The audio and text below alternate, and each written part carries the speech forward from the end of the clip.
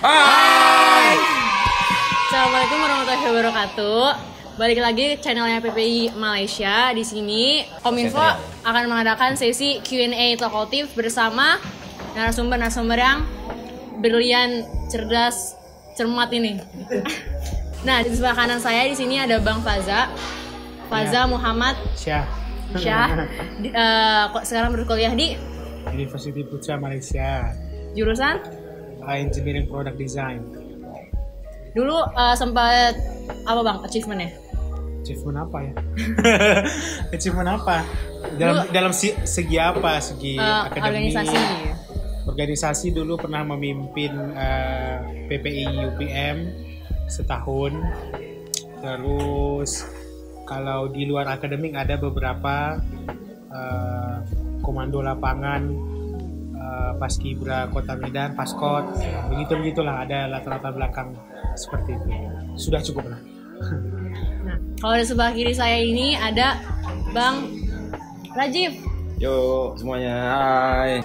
Jangan patah semangat dong, lemes banget. Subscribe.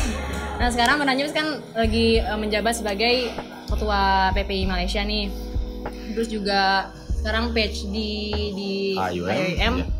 Jurusannya apa Bang? Saya ambil Political Science, konsentrasi di Political Elections dan Institution of Politics gitu. Jadi khusus di institusi politik dan pengkajian tentang pemilu gitu teman-teman. Nah, jadi narasumber-narasumber ini kan udah pasti banget nih tahu tentang tema kita kali ini, yaitu pembangunan karakter dalam organisasi dan kepemimpinan. Okay.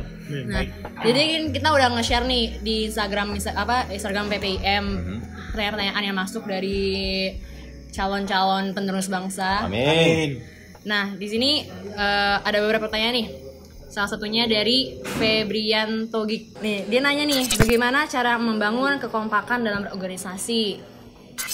Ini dimulai dari Ya, Bang. silakan. Yang Bang aja dulu. Saya sekarang. Iya. Teman-teman semua, selamat dan sampai jumpa salah, mohon maaf. Teman-teman semuanya, sampai jumpa. Teman-teman semuanya, jumpa lagi di channel teman-teman PPI Malaysia, yang mana dalam hal ini kita kembali dengan topik yang sangat menarik, di mana kita akan mengaji tentang karakter dan bagaimana sih memimpin organisasi dan paling tidak bisa bersinergi untuk bergerak maju, at least untuk bisa dapat antara kita sebagai orang yang aktif di organisasi tersebut dengan orang yang berada yang kita pimpin agar bisa balance atau bisa menyesuaikan diri. Nah, pertanyaannya bagus sekali. Jadi bagaimana menjalin kekompakan? Simpelnya kayak gini teman-teman. Kita harus sadar bahwa setiap organisasi punya platformnya masing-masing, dan setiap organisasi punya asal muasal dan ideologi setiap organisasi tersebut. Namun yang harus dicatat bahwa setiap orang punya passion dan punya minat yang berbeda-beda masuk di organisasi tersebut. Dengan berbedanya isi kepala mereka, pasti akan sangat susah untuk menyamaratakan atau membuat semuanya menjadi satu visi. Tapi hal yang paling simpel adalah bahwa carilah hal-hal kesamaan dari semua orang tersebut, karena yang pastinya jika mereka mencoba untuk masuk di bagian rekrutmen di organisasi, pasti mereka akan berpikir bahwa ada plus minus yang akan mereka dapatkan.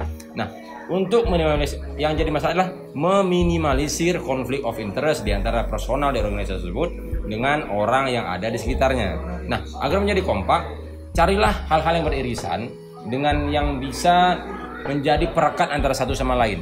Pasti isi kepala orang berbeda-beda, tapi pasti ada sisi-sisi yang mereka bisa sama-sama membuat itu menjadi sebuah program yang lebih baik atau sebuah visi misi yang lebih baik, sehingga mereka menjalannya dengan rasa yang nyaman, dengan rasa yang asik, dan tidak kaku antara satu member dengan member yang lain. Karena jelas, jika kita punya satu visi, satu ide, satu minat, satu hobi, dengan sendirinya kita akan bisa menjalankan organisasi tersebut dengan mudah dan pastinya lebih kompak lagi. Itu sih pandangan saya. Jawaban yang Baik Bung Rajif. Sangat menarik ya. Udah kayak ILC gitu. Iya, gak apa-apa. Kita buat forum resmi. Santai aja. Iya, santai aja. Oke, ngopi dulu Bang. Oh ya, Justru ngopi yang agak grogi ini moderatornya. Iya. Saya Deg-degan ya. Keringetan saya nih. Ingetan ya. Jangan ikat, nanti masukin aja. Iya. Oke, kalau pandangan saya, pertanyaan tadi bagus ya. Bagaimana membangun kekompakan dalam organisasi? Tapi yang nanya bukan bagus. Bukan. Jangan. Karena yang bagus. Pertanyaannya. Pertanyaannya bagus. Iya, bisa. Mantap. Jadi kalau Bang Rajif dia poinnya menyampaikan kesatuan minat Bang ya. Iya. Ya, bagaimana menyatukan minat sehingga bisa terjalin pekerjaan yang sama-sama disukai, begitu yang saya tangkap. Kalau saya bukan orang politik, tapi saya banyak baca buku, banyak dengar. Kalau kata Jack Ma, kata first boss is very important. Bos atau pemimpin yang pertama itu sangat penting. Sehingga untuk membangun kekompakan diperlukan leadership yang kuat. Sekarang generasi Z sekarang betul ya? Iya. Itu kekurangan leadership abilities disebabkan oleh kita silent generation. Jadi sehingga kesalahannya banyak terjadi pada communication failure. Sehingga ketika kita ingin menyampaikan deliver message dan pesan, gagal. Kalau hal yang sangat simpel seperti itu gagal, bagaimana untuk menjadi kompak, apalagi membangun integritas atau sinergitas. Jadi yang paling penting adalah bagaimana pemimpin itu memfasilitasi atau membimbing anggota-anggotanya untuk dapat bersinergi. Nah, makanya yang penting adalah leadership. Kalau bagi saya, leadership. Pemimpin itu bukan orang yang hanya memerintah, tapi dia harus orang yang mengetahui permasalahan anggota-anggotanya. Sehingga anggota-anggota itu merasa terperhatikan. Nah, ketika sudah terjalin suatu hubungan yang baik antara pemimpin, kita dalam dunia leadership nggak pernah mengistilahkan bos ya, kita panggil leader. Ketika leader sudah tahu apa permasalahannya dan dia sudah tahu kapasitas anggotanya, dia bisa meletakkan, bisa menyusun, nah, ini begini, sehingga terjadi sinergitas terhadap beberapa anggota. Nah, itu yang selalu kita coba bangun di PPI. Semua itu harus tetap hormat, semua punya jabatan. Tapi kalau bisa yang seperti itu kita komunikasinya lebih jangan sok lah, semuanya harus sama rata. Sehingga leader itu sendiri mengetahui permasalahannya. Ketika kita sudah tahu, terbangunlah sinergitas tadi. Itu sih kalau dari saya. Begitu sih, cukup. Nah, lalu ada lagi yang nanya dari Sasha Gumilar. Dan nanya nih, tips and trick dong Kak buat bonding sesama teman-teman organisasi biar nggak selek-selekan.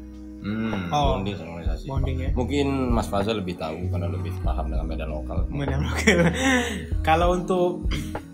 Kalau untuk bonding ini susah ya, karena seperti kata Mas Yef tadi, kepala orang berbeda-beda.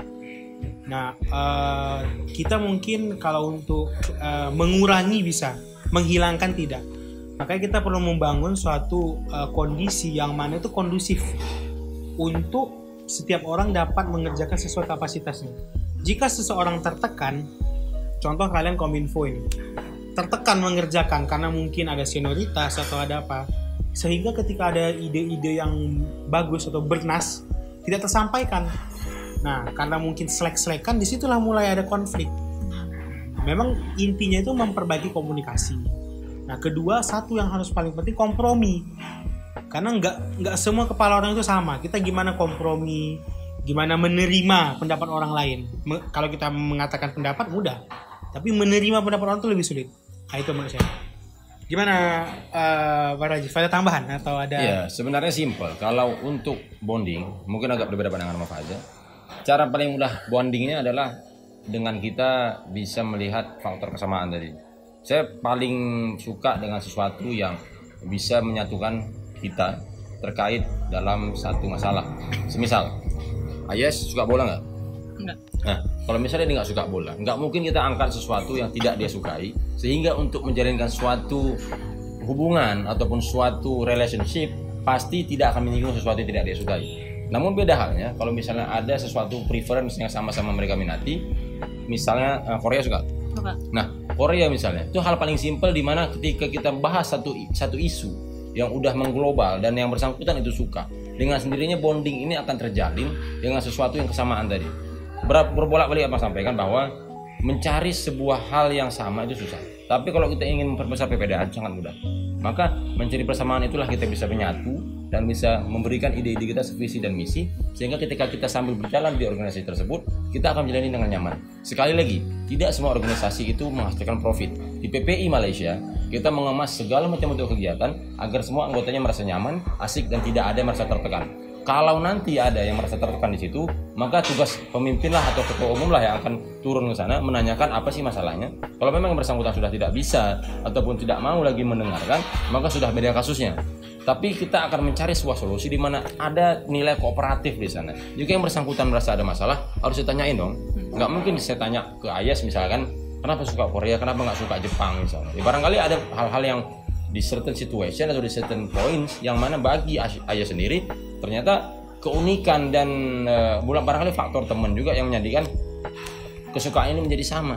Sehingga untuk mencapai sebuah hubungan yang solid dan kuat, khususnya di organisasi, harus diperkuat dengan passion tersebut. Secara logika, jika teman-teman hobi di bagian fotografi, pasti akan nyambung kalau ngobrol dengan orang yang suka fotografi. Maka inilah hal simpelnya. Pasti, kalau memang saya tarik di statement saya sebelumnya, bagi minat ataupun bagi orang-orang yang punya mindset yang berbeda-beda, tapi dengan ada satu hobi yang sama, bisa kita satukan perbedaan tersebut. Ada istilah diplomasi kopi, ada istilah diplomasi rokok, ada istilah diplomasi minum. Tiga-tiganya itu sebenarnya sama, untuk menjadikan sesuatu yang tidak disukai menjadi lebih disukai, dan untuk menjadikan sesuatu yang kurang dekat menjadi lebih dekat. Mungkin sekarang baru ketemu Ayas, ini pertama kali kita ngobrol dan pertama kali kita kenal. Mungkin setelah ini akan lebih jauh lagi mungkin bondingnya. Tapi teman-teman harus paham bahwa dari first impression kita untuk menjalin sebuah hubungan, maka orang akan menilai bahwa oh, yang bersangkutan ternyata tulus, yang bersangkutan ternyata baik, dan yang bersangkutan ternyata orang yang cerdas.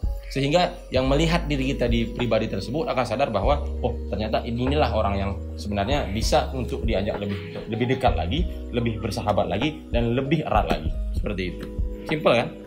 Gitu ya, kira-kira Yes. Gitu. Jadi kita harus menemukan yang sama suka-suka. Iya, kalau misalnya Ayas misalnya sama cowok nih, tahu-tahu misalnya entah lagi di approach sama dia, tahu-tahu yang udah dia bahas sesuatu yang nggak Ayas sukain, mungkin nggak Ayas suka ke dia kan enggak kan? Nah, apa sih yang bisa menjadi keistimewaan? Ini gantian nih, saya boleh nanya moderator nih. Apa sih sesuatu yang bisa dijadikan misalnya kesukaan kita bagi seseorang tersebut? Pasti minimal dia mungkin ganteng barangkali, atau mungkin dia smart, atau mungkin ada sesuatu yang lebih dari diri dia, mungkin lebih kaya mungkin, atau mungkin lebih panjang rambutnya barangkali. Tapi dari situ hal yang paling general adalah mencari sesuatu yang bisa jadi interest untuk satu sama lain. Gitu sih. Dia diem aja nih. Tolong dong netizen. Disentil Ayasnya. Sentil. Netizen. Nah, ada lagi yang nanya. Ya. Dari Nopalaishi. Oke. Dia nanya nih, perbedaan pengembangan karakter organisasi pada saat di Indo dan di Malaysia Wah, itu ini cakep. gimana? Ini cakep. Ini gue banget. Bagus. Sweet. Kayaknya sweet dulu nih, Oke. sweet dulu. Jadi gini teman-teman. Untuk masalah perbedaan pengembangan karakter organisasi pada saat di Indonesia dan Malaysia, teman-teman, saya orang yang udah menghabiskan S1 4 tahun di Indonesia. Dan saya orang yang berjibaku dengan bagaimana dinamika kampus itu sangat dinamis dan sangat berubah-ubah. Kita di Malaysia kita lebih mudah untuk menyatukan visi misi, lebih mudah untuk membuat kegiatan karena jujur tidak banyak konflik yang berada di sini. Kalaupun ada konflik di negeri kita, seakan-akan diaspora muda yang ada di sini terkesan ya, bukan saya mengeneralisir bukan, tapi terkesan tidak mau acuh terhadap permasalahan tersebut. Nah, kurangnya antisipasi dan kurangnya sensitivitas kita, kayak cowok misalnya lagi sama cewek, kamu kurang peka, bener. Teman-teman kita yang ada di luar Indonesia terkesan kurang peka dengan permasalahan Indonesia. Maka perbedaan karakter ini sangat signifikan berpengaruh kepada mahasiswanya. Teman-teman di Indonesia, jika ada satu masalah yang menyentil isu lokal aja, pasti kampus-kampus negeri di kampus tersebut langsung bergerak minimal buat advokasi, buat fokus group discussion, membuat pernyataan sikap, langsung maju dan langsung memberikan pernyataan di depan orang yang bersangkutan, di depan stakeholder langsung. Itu karakter utamanya. Karena apa? Yang pasti karakter demokrasi kita itu sangat luas dan kita diberikan keleluasaan untuk menyuarakan apa yang kita mau kepada pemimpin kita. Namun beda halnya di sini. Kalau sesuatu yang ingin kita utarakan langsung ke kerajaan atau langsung ke pemerintah setempat sangat tidak memungkinkan karena kita punya rule sendiri. Mereka punya special rule di sini. Government mereka punya hak ataupun sesuatu yang bisa lebih memperketat urusan demonstrasi dan penyampaian pendapat.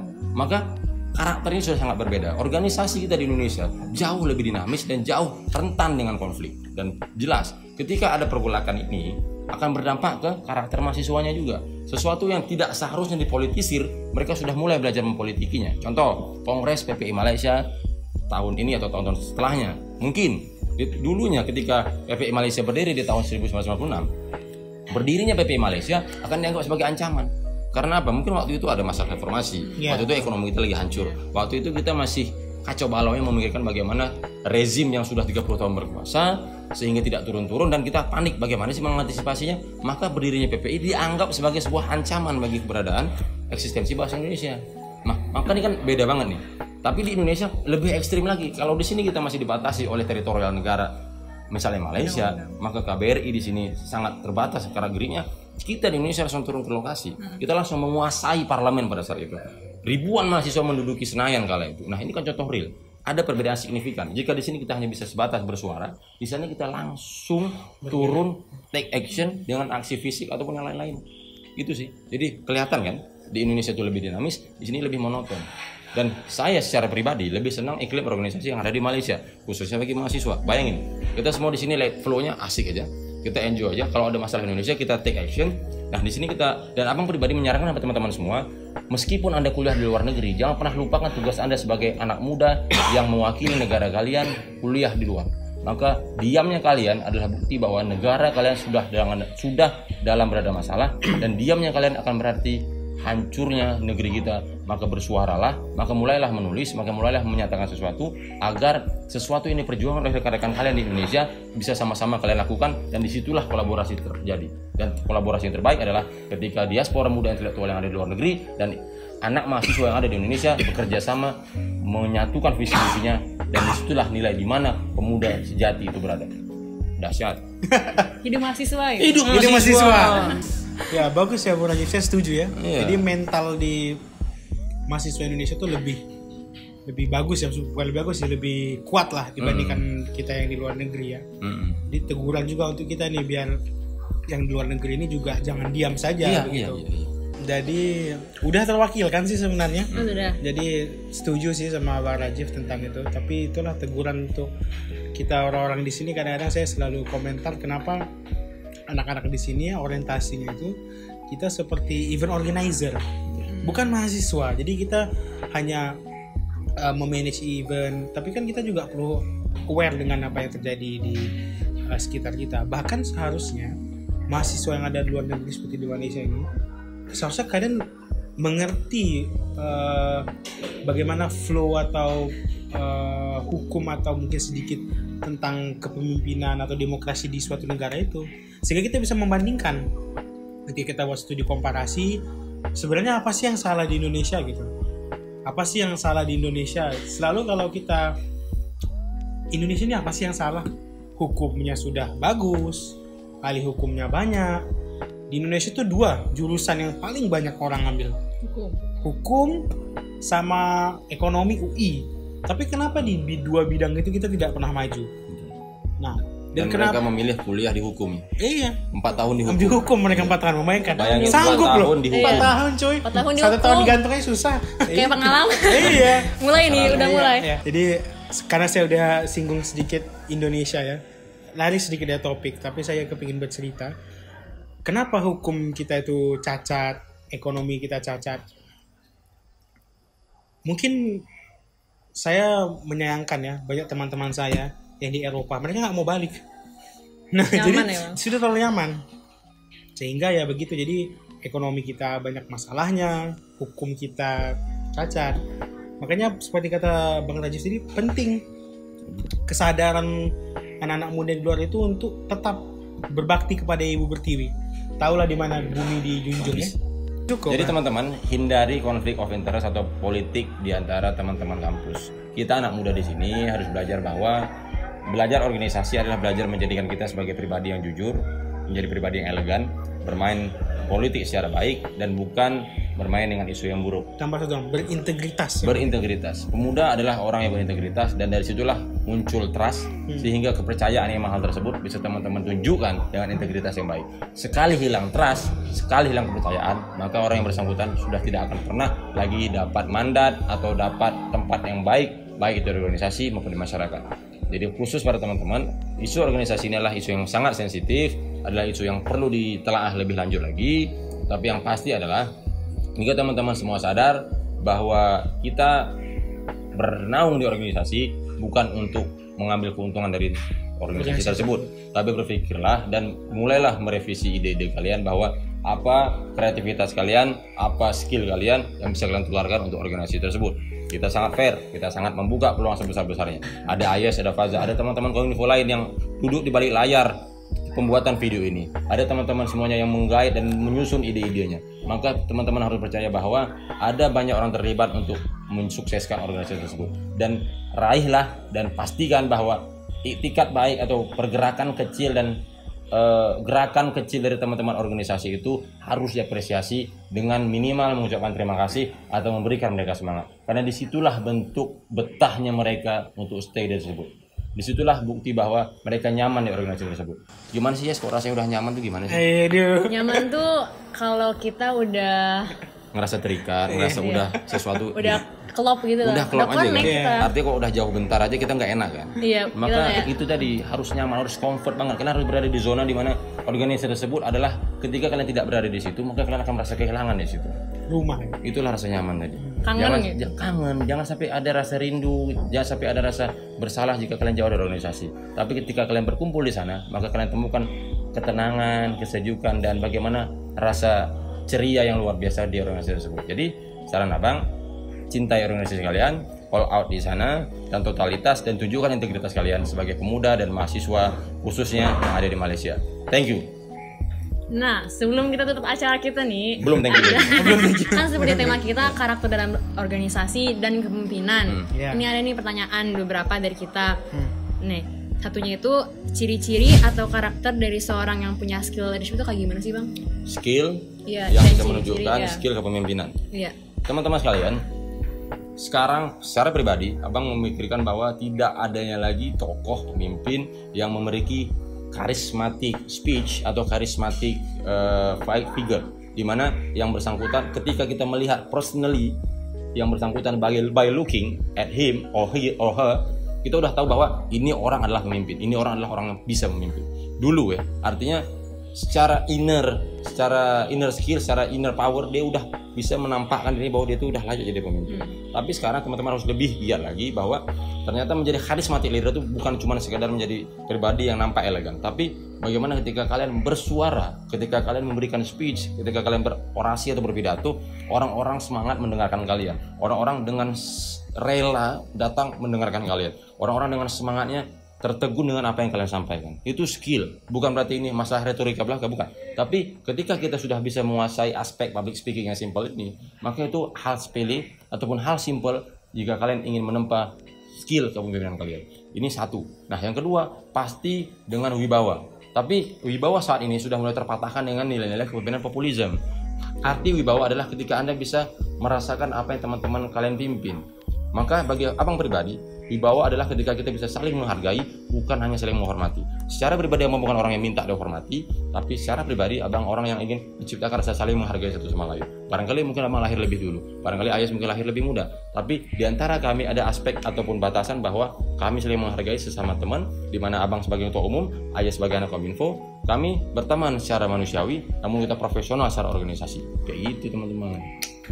Kalau Maza apa? Tadi kalau abang itu berkiblat ya. Mentor skill leadership abang itu Simon Sinek. Jadi mungkin apa yang disampaikan ke depan ini banyak berasal dari buku beliau.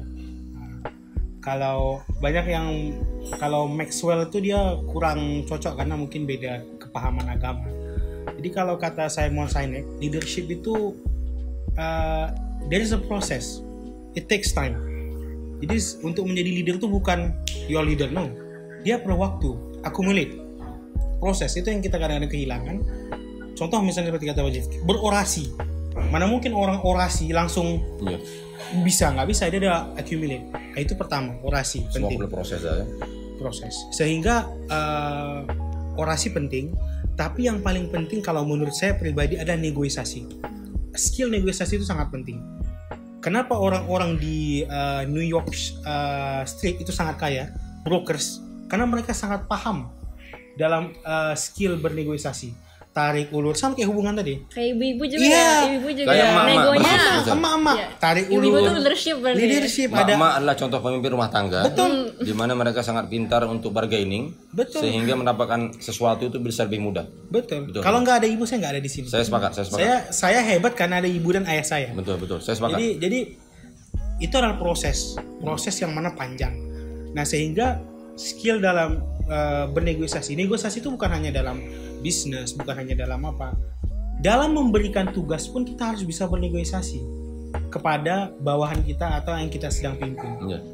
Contoh misalnya saya mau ini, kita lihat message-nya terdeliver tidak dengan baik, dia merasa mampu tidak begitu, karena sudah deliver baik, ini pengalaman saya, kita sudah deliver baik, tapi tidak juga cocok dengan apa yang kita harapkan atau yang diharapkan oleh organisasi tersebut. Sehingga ada beberapa metode yang mungkin ini agak aneh. Ada beberapa pemimpin yang suka mengulang kata-katanya, dan saya itu orang yang mengulang kata-katanya agar orang ingat. Kalau kedua, saya melihat itu orang-orang di Senayan, pimpinan-pimpinan itu, setelah dia briefing, apalagi kalau di Toyota, etos kerja orang Jepang sangat baik. Kalau di Toyota, kita sudah di briefing nih. Oke, misalnya Bapak Rajiv, coba ulang apa yang saya katakan tadi. Rajiv Ozora. Iya, Rajiv Ozora. Jadi dia ingin melihat apakah paham dengan apa yang disampaikan. Nah, jadi itu termasuk adalah skill dalam bernegosiasi. Nani? Oh iya, Iya. That is the Japanese language. Iya, it's okay. Itulah skillnya. Nah, dan yang saya sangat tekankan dalam leadership itu, pentingnya membangun hubungan antara leader dan anggota itu tersebut. Ya. Contoh ya, ini dari buku Simon Sinek. Banyak, kalau kalian membedakan mana bos, mana leader, ini simpelnya. Bos itu pasti akan nyuruh. Contoh misalnya, Bosi. Ayes kerjakan ini, Ayes apa-apa. Sehingga the real leader, memang itu sangat jarang, tapi Faza yakin masih ada orang seperti itu. Oke, jadi pentingnya ya hubungan dengan apa itu, dengan anggota ya. Jadi saya rasa itulah nilai-nilai yang kita harus tanamkan, sehingga kita harapkan lebih kondusif ke depannya. Gitu saja sih kalau dari pandangan saya. Cakep. Cakep ya. Nah, waktunya nampaknya tak cukup lagi nih, Bang. Iya, aduh. Kita kan orangnya suka berorganisasi. Kita anak-anak sibuk nih. Iya, aduh. Jadi Terus sayang gimana? banget nih waktunya, jadi nggak bisa lama-lama. Ini sungguh kesempatan yang sangat amat saya banggakan. Thank you Ayas sudah bisa dan udah meluangkan Makasih, waktunya Bang. Makasih, ya, Bang. Bang Faza, dan teman-teman thank you udah nonton, dan Subscribe. kedepannya subscribe, jangan lupa klik subscribe dan share, di mana video ini akan bermanfaat bagi teman-teman yang barangkali kurang pengetahuannya, kurang pengalamannya organisasi, dan pengen bagaimana sih gambaran organisasi di Malaysia itu gimana sih gitu. Dan thanks juga tuh Ayas, udah kayak saya moderatornya. Jadi habis ini mungkin kita ketemu lagi di next vlog, di next video PPI Malaysia Dengan moderatornya? Dengan moderatornya Ayas lagi. Iya, sih. Teman-teman jangan lupa subscribe, copyright Kominfo PPI Malaysia 2020. Jangan lupa, dan jangan lupa. Thank you. Bye. Bye. Oke, saya closing.